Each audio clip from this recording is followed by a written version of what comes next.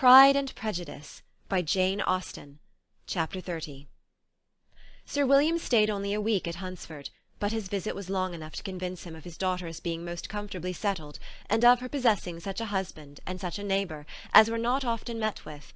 While Sir William was with them, Mr. Collins devoted his morning to driving him out in his gig, and showing him the country; but when he went away, the whole family returned to their usual employments, and Elizabeth was thankful to find that they did not see more of her cousin by the alteration, for the chief of the time between breakfast and dinner was now passed by him either at work in the garden, or in reading and writing, and looking out of the window in his own book-room, which fronted the road. The room in which the ladies sat was backwards. Elizabeth had at first rather wondered that Charlotte should not prefer the dining-parlour for common use. It was a better-sized room, and had a more pleasant aspect; but she soon saw that her friend had an excellent reason for what she did, for Mr. Collins would undoubtedly have been much less in his own apartment had they sat in one equally lively, and she gave Charlotte credit for the arrangement. From the drawing-room they could distinguish nothing in the lane, and were indebted to Mr. Collins for the knowledge of what carriages went along, and how often especially Miss de Bourgh drove by in her phaeton, which he never failed coming to inform them of, though it happened almost every day. She not unfrequently stopped at the parsonage, and had a few minutes' conversation with Charlotte, but was scarcely ever prevailed upon to get out.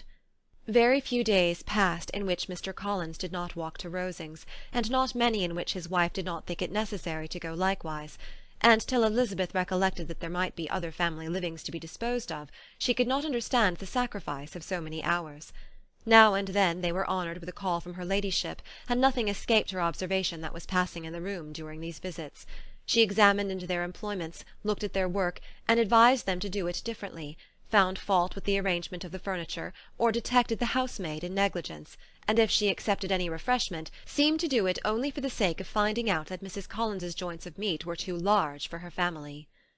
Elizabeth soon perceived that though this great lady was not in commission of the peace of the county, she was a most active magistrate in her own parish, the minutest concerns of which were carried to her by Mr. Collins, and whenever any of the cottagers were disposed to be quarrelsome, discontented, or too poor, she sallied forth into the village to settle their differences, silence their complaints, and scold them into harmony and plenty.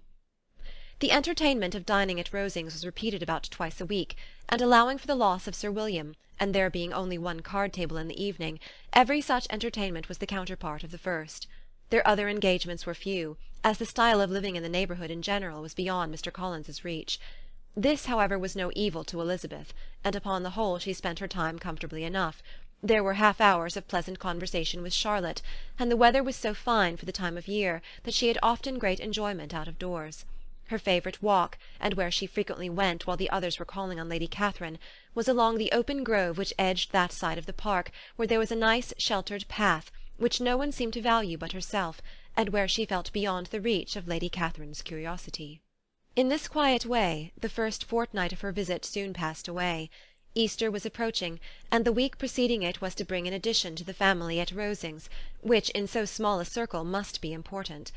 Elizabeth had heard soon after her arrival that Mr. Darcy was expected there in the course of a few weeks, and though there were not many of her acquaintances whom she did not prefer, his coming would furnish one comparatively new to look at in their Rosings parties, and she might be amused in seeing how hopeless Miss Bingley's designs on him were by his behaviour to his cousin, for whom he was evidently destined by Lady Catherine, who talked of his coming with the greatest satisfaction, spoke of him in terms of the highest admiration, and seemed almost angry to find that he had already been frequently seen by Miss Lucas and herself. His arrival was soon known at the parsonage, for Mr. Collins was walking the whole morning within view of the lodges opening into Hunsford Lane, in order to have the earliest assurance of it, and after making his bow as the carriage turned into the park, hurried home with the great intelligence. On the following morning he hastened to Rosings to pay his respects. There were two nephews of Lady Catherine to require them, for Mr. Darcy had brought with him a Colonel Fitzwilliam, the younger son of his uncle, Lord Blank, and to the great surprise of all the party, when Mr. Collins returned, the gentlemen accompanied him. Charlotte had seen them from her husband's room, crossing the road, and immediately running into the other, told the girls what an honour they might expect, adding, "I may thank you, Eliza, for this piece of civility. Mr. Darcy would never have come so soon to wait upon me." Elizabeth had scarcely time to disclaim all right to the compliment before their approach was announced by the door-bell, and shortly afterwards the three gentlemen entered the room. Colonel Fitzwilliam, who led the way, was about 30, not handsome, but in person and address most truly the gentleman. Mr. Darcy looked just as he had been used to look in Hertfordshire, paid his compliments, with his usual reserve, to Mrs. Collins, and whatever might be his feelings toward her friend, met her with every appearance of composure. Elizabeth merely curtsied to him, without saying a word. Colonel Fitzwilliam entered into conversation directly with the readiness and ease of a well-bred man, and talked very pleasantly, but his cousin, after having addressed a slight observation on the house and garden to Mrs. Collins, sat for some time without speaking to anybody. At length, however, his civility was so far awakened as to inquire of Elizabeth after the health of her family.